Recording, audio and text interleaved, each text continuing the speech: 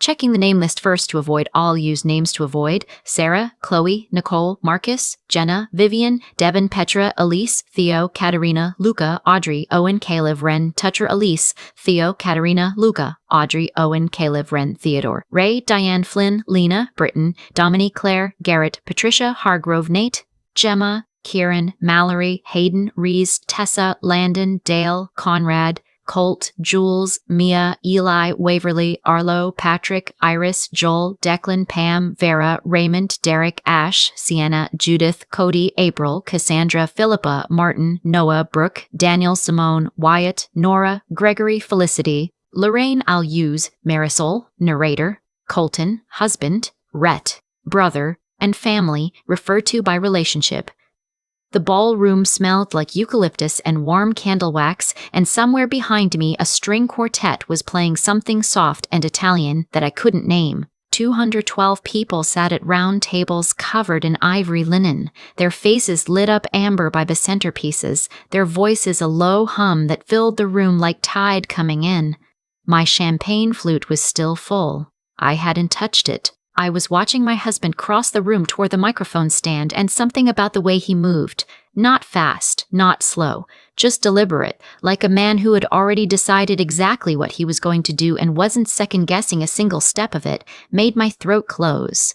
He didn't tap the glass. He didn't clear his throat. He just picked up the microphone the way you pick up a tool you'd been waiting to use, looked out over the room and said, "Before the toasts begin, there's something I need to share with everyone here." The quartet faded. Conversations dropped. 212 people turned toward my husband, and I sat very still with my hands folded in my lap and my heart doing something I didn't have a word for. I'm Marisol. I'm 33 years old. I'm a licensed occupational therapist working mostly with pediatric patients, which means I spend my days helping kids figure out how to tie their shoes and hold pencils and trust their own bodies. I'm good at patience. I'm good at staying steady when things feel like they're slipping. My whole childhood trained me for it. I grew up in Scottsdale, Arizona, the older of two kids. My brother Rhett is 4 years younger than me, and from the time he was old enough to kick a soccer ball, he was the one the family organized itself around. I don't say that with bitterness anymore. I say it the way you describe weather. It was just the climate. My mother ran a small interior design studio, and my father managed commercial real estate, and they were both the kind of busy that meant dinner-time conversations were usually about Rhett's tournament schedule, Rhett's grades, Rhett's ambitions. I was the responsible one, which in my family was code for the one we don't have to worry about, which was further code for the one we don't have to think about much. I didn't mind. Or I told myself I didn't mind, which is a different thing entirely. Rhett is 29 now. He works in sales for a tech company, does well enough, lives in a condo my parents helped him buy. He's charming in the way some men are charming, effortlessly, like it costs him nothing, because for him it never has. He's not a bad person. I want to be fair about that, but he has never once in his life been asked to wait. Colton and I met at a mutual friend's dinner party 6 years ago. He's an aerospace engineer, which sounds impressive until you realize it mostly means he spends long hours staring at stress test data and arguing about tolerances with other engineers over video call. He's methodical, precise. He notices things other people skip over. On our second date, he pointed out that the restaurant we were at had the same table layout as one we'd been to the week before, just mirrored. And I thought, this is either the most boring observation I've ever heard, or this is exactly the kind of man I need. It was the second thing. We got engaged 2.5 years ago, and when we started planning the wedding, we moved carefully. Found the venue first, a resort outside of Sedona, with red rock views and an outdoor terrace that made everyone who saw it go a little quiet. We locked in the date 14 months out, October 11th. Shoulder season in Arizona, not the brutal summer, not the overcrowded winter. Perfect weather, golden light, no humidity. We sent the save the dates before we'd even chosen the caterer. My mother cried when I showed her the venue photos, happy tears. She said the color of the rocks matched the flowers she'd always imagined for a fall wedding. My father shook Colton's hand and said he was glad I'd found someone solid. For a few weeks, it felt like we were all in agreement about something for the first time in a long time. Then March happened. It started with a text from my mother. Not a call, a text, which meant she'd workshopped the phrasing. Marisol, honey, I know this is awkward timing, but Rhett's been talking about doing a big group trip to Portugal and Spain, kind of a life milestone thing, and it looks like the dates that work for his friends fall right around early October. I told him I'd ask. Is there any flexibility on your end? I read it 3 times, then I called her. Mom, the venue is booked, the deposits are paid. Invitations go out in 6 weeks. I know, she said, in that voice she used when she'd already decided but wanted me to think she was listening. I just said I'd ask. Why is Rhett's trip in October? That's when his friends can go. They're all busy people. So are our guests. A pause. He's only 29, Marisol.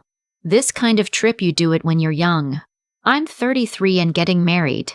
This is also something you do. She laughed a little, like I'd made a small joke. Nobody's saying don't get married.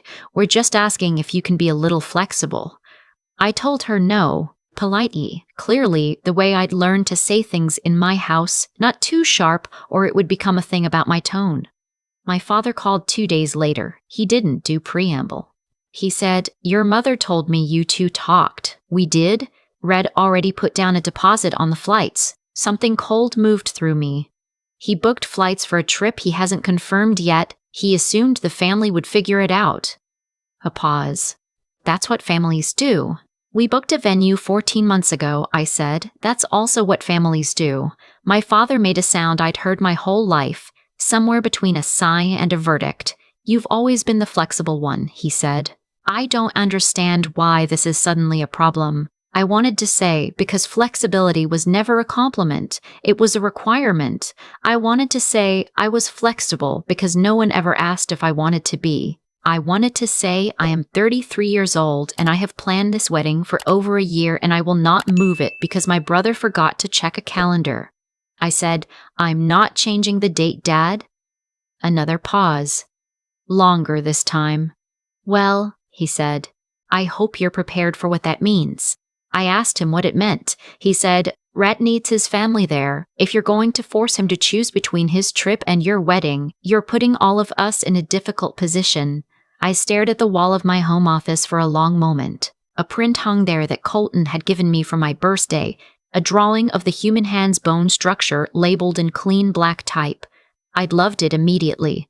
I focused on the metacarpals. I'm not forcing anyone to choose anything, I said. The wedding date has been set for over a year. Rhett chose his trip dates after that. He didn't know. He had to save the date. Silence. Then, we'll see how this plays out, and he hung up. When I told Colton that night, he sat across from me at the kitchen table and listened to everything without interrupting. That's one of his things. He doesn't respond while you're still talking. He waits until he's sure you're finished, and then he thinks for a second, and then he speaks. It used to feel strange to me, growing up in a house where people talked over each other constantly. Now it feels like one of the safest things in the world. They're actually considering not coming, he said, not a question. I think so. He was quiet another moment. What do you know about the trip? Cost-wise? I don't know. Portugal and Spain for a group. Probably flights, hotels, experiences. Could be 20,000-30,000 for the full thing if they're going luxury. Where's Rhett getting that kind of money? I shrugged. My parents help him sometimes. They always have. Colton's eyes didn't change expression, but something behind them did, a kind of sharpening. Help him how? Loans. Gifts. I don't know the details. I stopped asking. Has he ever paid them back? I thought about it. I genuinely don't know. Colton nodded slowly, the way he did when he was filing something away. He didn't say anything else that night, but I noticed he opened his laptop before he went to bed and didn't close it for a long time. Over the next several weeks, my parents and I entered a Cold War so practiced it could have been choreographed. My mother sent occasional texts about the centerpiece colors. My father forwarded a parking logistics email from the venue coordinator with no comment. Nobody mentioned the trip. Nobody mentioned whether they were coming, but the absence of confirmation felt like a hand around my throat. A month before the wedding, Colton came to find me in the living room where I was working through seating arrangements with little printed name cards spread across the coffee table. He set his laptop down in front of me without saying anything, and I looked at the screen. It was a wire transfer document. Clean, official, the kind of file that doesn't soften what it says. Amount, $41,500. Sender, an account under my parents' names tied to something called the Voss Family Trust. Recipient, Rhett. Date, 8 weeks ago. Right around the time the Portugal trip came up. I looked at the document for a long time. Then I looked at Colton. What is the Voss Family Trust? He sat down across from me. That's what I've been trying to figure out. Do you remember when your grandmother passed, your mom's mother, and there was talk about her leaving something behind for her grandchildren? I remembered it vaguely. I'd been 24, working my first job, and there had been an estate process that my parents handled entirely. My mother had mentioned once, very casually, that Grandma had set aside some money for the grandkids, for when the time was right. I'd never seen paperwork. I'd never asked for paperwork. In my family, asking to see documentation was the same as saying you didn't trust someone. She left a trust, Colton said. I found the original filing. It was funded with $85,000, split in half between you and Rhett. Your parents were named as administrators. The room was very quiet. Outside, a car passed. I heard it the whole way down the street. $42,500 each, I said. Yes, and that transfer is Rhett's half, Colton said, given to him 8 weeks ago. He paused. There's no corresponding transfer to you. My hands were resting on the coffee table among all the little name cards. I looked at them like they belonged to someone else. Did they ever tell you about the trust? He asked. My mother said something once, nothing official, nothing with numbers. Did you ever receive anything from it? I already knew the answer, no. Colton leaned forward slightly. Sophie, he caught himself. We'd been watching a lot of true crime lately and he'd mixed up names. He almost smiled. Marisol, there's more. He clicked to the next tab. An email chain printed to PDF, my parents' address in the to field. Rhett's in the from. I read it. The relevant line was about halfway down. Just release my half now. I need it for the trip. And if Marisol complains about the wedding date thing, just remind her she can always reschedule. She's responsible. She'll deal. I read it twice. He knew. He knew the trust existed, knew my half hadn't been given to me, and his response was that I was responsible enough to deal with it. I set the laptop down. I picked up one of the name cards. It was my aunt's, written in my own handwriting, and I held it without reading it. How did you get the email? I asked. Your parents CC'd their accountant on a follow-up. The accountant's assistant sent a misdirected reply to an old email address your parents used to use for family communications, one that still forwards to your account. I blinked. It forwarded to me. It's been sitting in your archived folder for 6 weeks. You didn't see it because you archive anything from that address automatically. I almost laughed. Not at anything funny, just at the shape of it. The truth had been sitting in my own email inbox while my parents called me inflexible. I called Rhett the next morning and asked him to meet me for lunch. Not at my parents' place. A patio restaurant in Tempe with good iced coffee and enough ambient noise that no one would clock us over anyone else's conversation. He arrived in sunglasses, ordered before sitting down, and said, "What's up?" while scrolling his phone. I didn't ease in. I'd spent my whole life easing in, and it had gotten me nowhere. Did you know there was a trust from Grandma that was supposed to be split between us? He looked up. Something behind his eyes adjusted very slightly. Where is this coming from? Did you know about it? A beat. It's a family thing, Marisol. It's complicated. $41,500 complicated? He set his phone down. You're doing the thing where you make everything sound like an accusation. I'm asking about a bank transfer with your name on it from a trust that was supposed to be half mine. Rhett leaned back. Mom and Dad manage that. It's their call when to release funds. Did they release any to me? I don't know your finances. They didn't, I said. I'm asking if you knew that. He picked up his water glass, took a slow sip. Look, you have a career. You have Colton. You're fine. I needed it for the trip and for some other stuff. It's not like you were going to use it right now anyway. My wedding is in a month, he shrugged. One shoulder. The kind of shrug that costs nothing. Rhett. I waited until he looked at me. Were you counting on me to move the wedding so I couldn't ask for the money? Because if we were getting married in October, you'd know I'd ask where the trust funds were. Something flickered across his face. Not guilt exactly. More like the expression of someone who's realized the exit they planned for is blocked.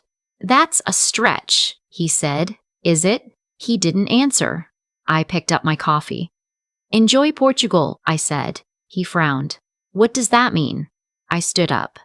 It means I hope you have a good trip, and that the weather's nice. I left the money on the table for my iced coffee and walked to my car, and the October sun was already warm on my face even at 11 in the morning, and I thought, I am so tired of translating myself for people who never intended to listen. Colton and I met with an attorney 3 weeks before the wedding.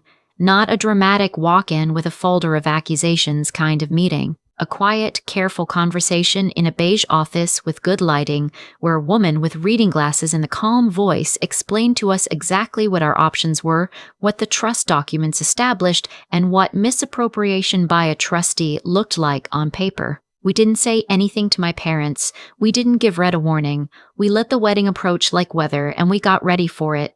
The week before October 11th, my mother called and asked if I'd thought any more about being understanding about the situation. I asked her what situation. She said, the trip. Rhett's already packed. He's so excited, Marisol. I just hate that this has become something.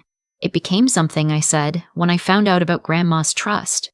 Silence. I don't know what you think you found, she said finally. I found the transfer, I said. Colton found it. We have documentation. Another silence. Longer? That money was being managed appropriately, she said. Her voice had gone careful, the warmth pulled back like a tide going out. For whom? She didn't answer. Mom, I said, come to my wedding. Please just come. A pause so long I thought the call had dropped. We'll see, she said, and hung up. October 11th was exactly what I'd chosen it to be. The air in Sedona was clean and cool, that particular October clarity that makes everything look slightly more itself. The red rocks caught the afternoon light and turned the color of embers. My dress was simple, ivory silk, no train, the kind I could actually move in. The terrace was set with 212 chairs and enough flowers that the whole space smelled like something between a garden and a memory. I didn't check my phone all morning. My best friend helped me get ready in a suite with big windows, and I watched the rocks change color as the light shifted, and I thought, this is mine. Whatever happens today, this moment is mine. The ceremony started on time. I walked out to the sound of a single acoustic guitar playing something I'd chosen 6 months earlier from a playlist I'd made at midnight with a glass of wine when Colton was already asleep. I kept my eyes on him the whole way down. He was standing at the end of the aisle in a charcoal suit, looking at me like I was the answer to something he'd been calculating for years. We were about 7 minutes in, past the welcome into the first reading, when I heard a chair scrape. Then another. I didn't look immediately. My body registered it before my mind did, the shift in the room's attention, the small collective intake, the way 200 people all turned their heads in the same direction at the same moment. My parents were standing. My father had his jacket buttoned. My mother had her purse on her arm. They were leaving in the careful, deliberate way of people who want to be seen leaving. My father's voice carried. Not loud. He didn't need loud. We're not going to sit here and be part of this. 212 people watched my parents walk out of my wedding. I stood at the altar and felt the heat of every single one of those gazes move from them to me. Colton's eyes found mine immediately. They were steady. Not pitying, not panicked. The kind of steady that said, I know what's happening and I'm not moving. We finished the ceremony. The officiant, to his profound credit, gave us exactly 3 seconds and then continued, calm and clear, as if nothing had interrupted him. We said our vows. I didn't stumble. Colton's hands were warm and sure around mine. When he said I do, his voice was so even and certain that something inside me that had been clenched for weeks finally let go. We kissed. The guests stood. The applause was louder than it might have been under different circumstances, the way people sometimes love harder when they've just witnessed something that asked them to choose a side. The reception moved to the indoor ballroom as the sun started to sink. People were kind in that careful, overcorrecting way, compliments a half measure, too enthusiastic, hugs a beat too long. My parents' absence sat in the room like something large and unaddressed. I smiled. I thanked people. I danced with Colton during our first song and let myself be in exactly that moment and nothing else.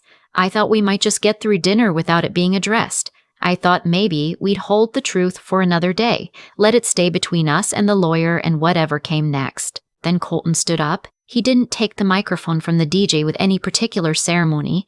He just held out his hand, nodded once like he was confirming something with himself, and the room, still buzzing with the leftover discomfort of the walkout, started to quiet before he even said a word.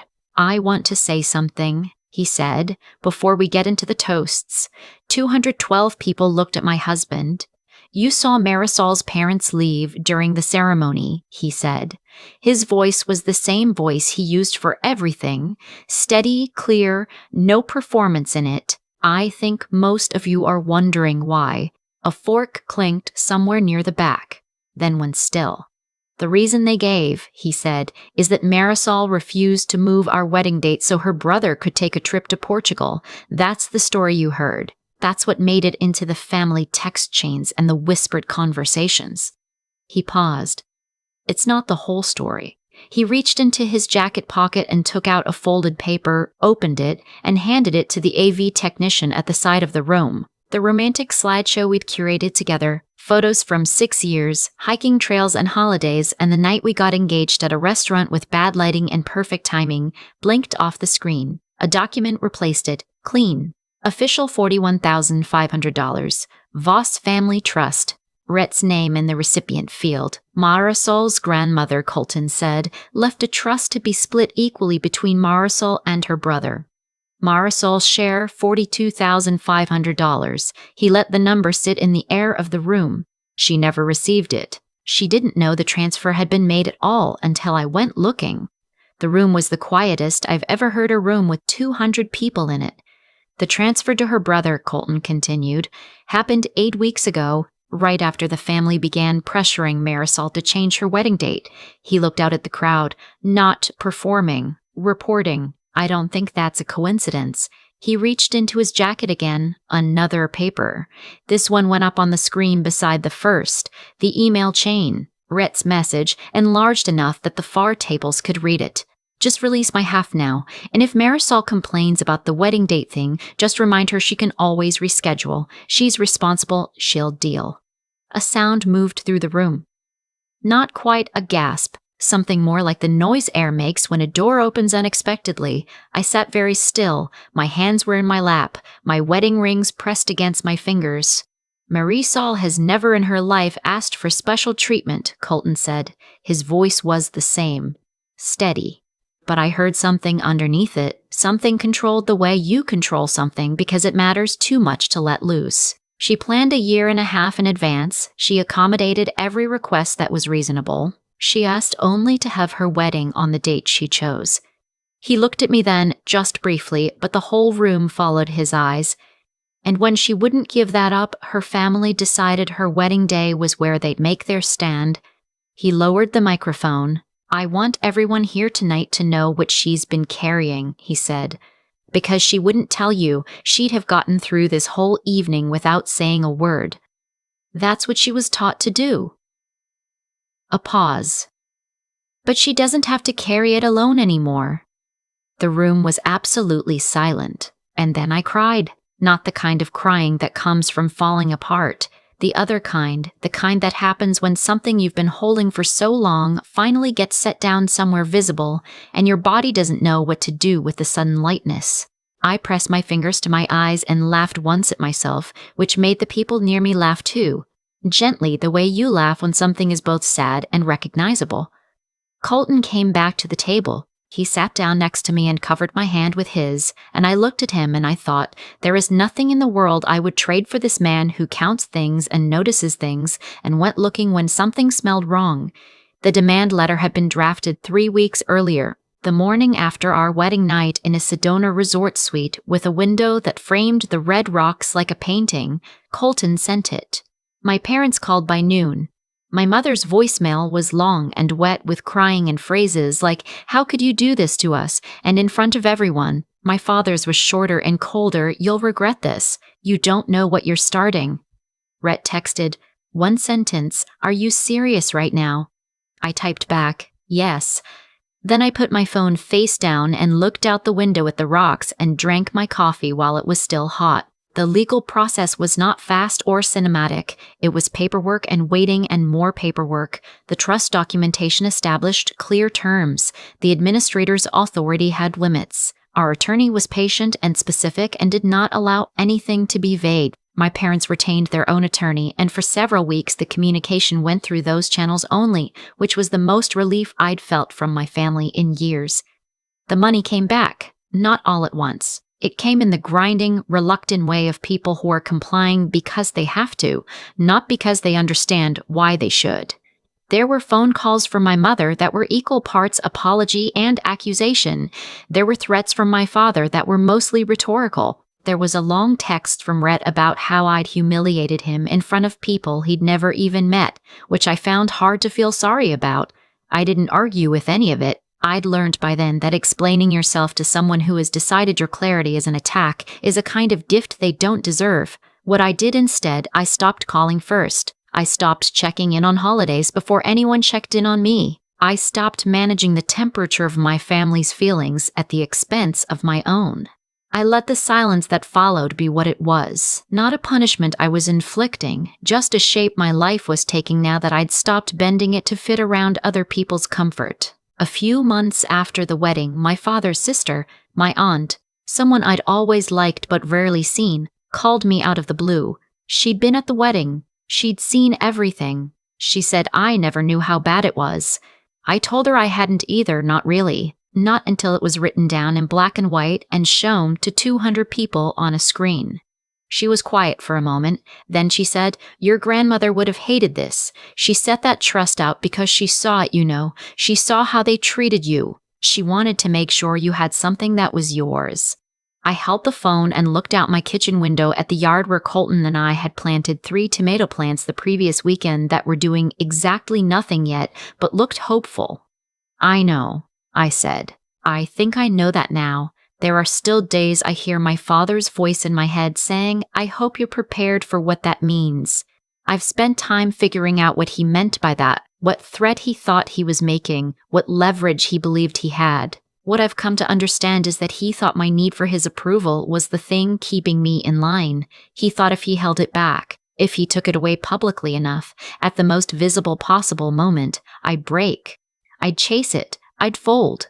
He didn't know that I'd stopped needing it years ago and just hadn't been told yet. The wedding photos are on our wall. Colton and me on the terrace with the rocks behind us, the afternoon light making everything look slightly golden and slightly unreal. In one of the wide shots, if you know where to look, you can see 2 empty chairs in the 3rd row.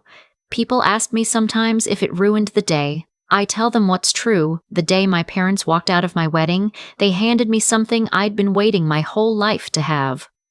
Proof. Not that they were bad people. Not that the whole family was rotten. Just proof that the version of myself I'd been performing for 33 years, agreeable, accommodating, responsible, deal with it, Marisol, was never going to be enough for them. And if it was never going to be enough, then I could stop performing it.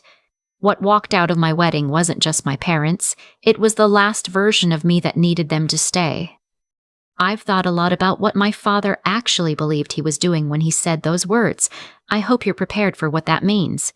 He thought he was issuing a consequence. He thought he was pulling a lever that had always worked. The lever that said, your place in this family is conditional, and here are the conditions. What he didn't understand was that levers only work when the other person is still attached to them. I spent 33 years being the responsible one, the one who dealt with it, the one who didn't make things difficult, and for a long time I thought that was a personality trait, something I just was, naturally, the way some people are funny or some people are good with directions. It took Colton finding a wire transfer in a public trust, filing for me to understand that it wasn't a trait. It was a training.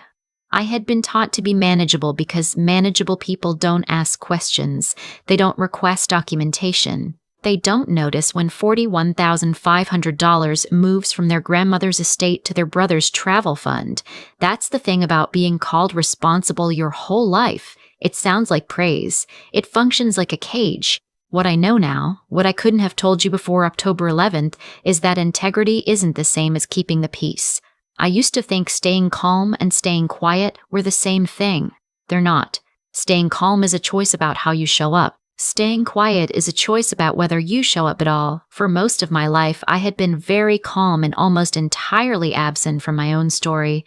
Colton changed that, not by being loud or angry on my behalf, but by being precise, by going looking when something felt wrong, by understanding that love isn't just a feeling, it's a practice. And one of the things you practice is paying attention.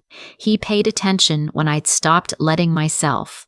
There is a version of this story where I'm the villain, where I embarrassed my family publicly, where I weaponized a reception to score points, where I let old resentments ruin a relationship that could have been repaired. I've sat with that version. I've tried it on. It doesn't fit.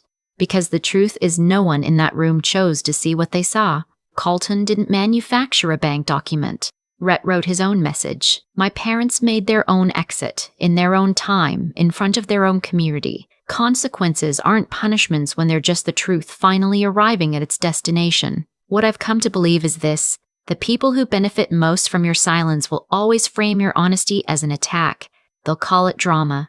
They'll call it humiliation. They'll say you tore the family apart, when what you actually did was stop holding it together at your own expense. I don't have a roadmap for what my family looks like from here. Some days the distance feels clean. Some days it's just sad in the ordinary way that loss is always a little sad, even when it's the right kind. But I have my wedding photos. I have the red rocks in the background, and Colton's hand around mine, and 212 people who showed up and stayed. I have a trust fund that's finally mine, in an account my parents can't touch. I have a marriage that started with my husband telling the truth out loud in a room full of people, which is, I think, one of the better foundations you can build on. And I have the memory of walking out of that tempeh restaurant after I confronted my brother, the October sun already warm, the air smelling like dust and dry grass, and realizing for the first time in my life that I wasn't bracing for what came next. I was just walking.